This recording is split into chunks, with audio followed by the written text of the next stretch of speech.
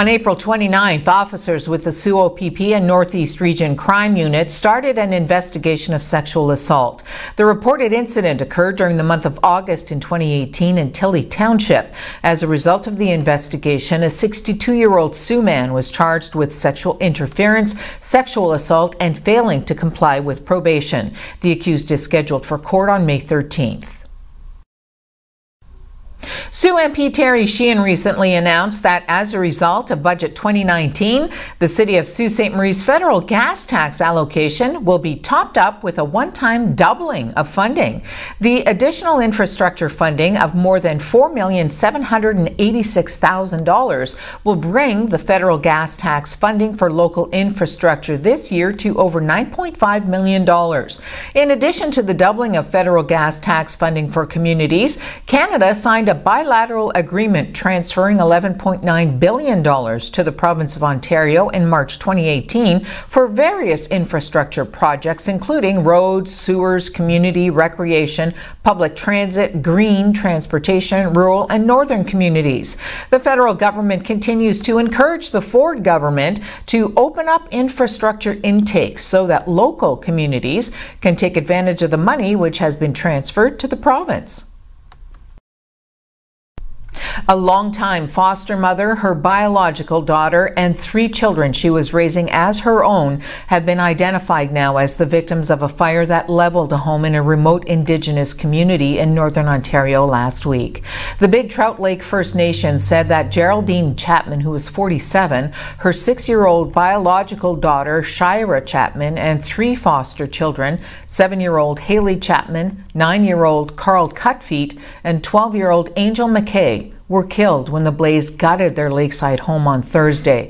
Geraldine's eldest daughter, 19-year-old Thyra Chapman, was out of town on a medical trip at the time of the blaze.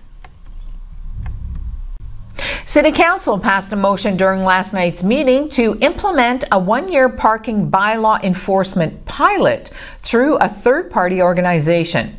Previously, City Police were in charge of parking enforcement along with their other duties, and higher priority calls made response to parking issues slow. In a report, City Police recommend a third-party vendor to provide the city with parking bylaw enforcement.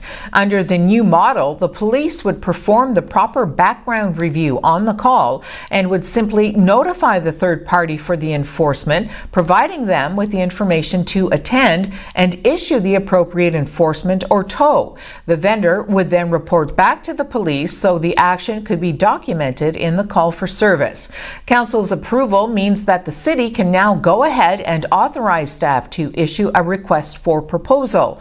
The results of this pilot project will be brought back to Council as part of the 2020 budget decision process. We believe Jasmine and Aaliyah were killed sometime between Tuesday, April 16th and Wednesday, April 17th. Calgary police say they have found remains that they believe to be of Jasmine Lovett and her 22-month-old daughter, Aaliyah Sanderson. A man who police say was in a relationship with Lovett is in custody. At approximately 4 a.m. this morning, members of the CPS located the bodies of a woman and child in Kananaskis.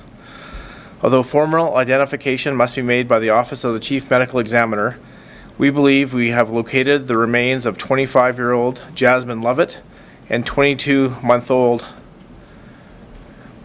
Aaliyah Sanderson. On behalf of the entire police service, we would like to extend our heartfelt condolences to the Lovett and Sanderson families. Jasmine would have celebrated her 26th birthday last week, and this is truly a tragic loss.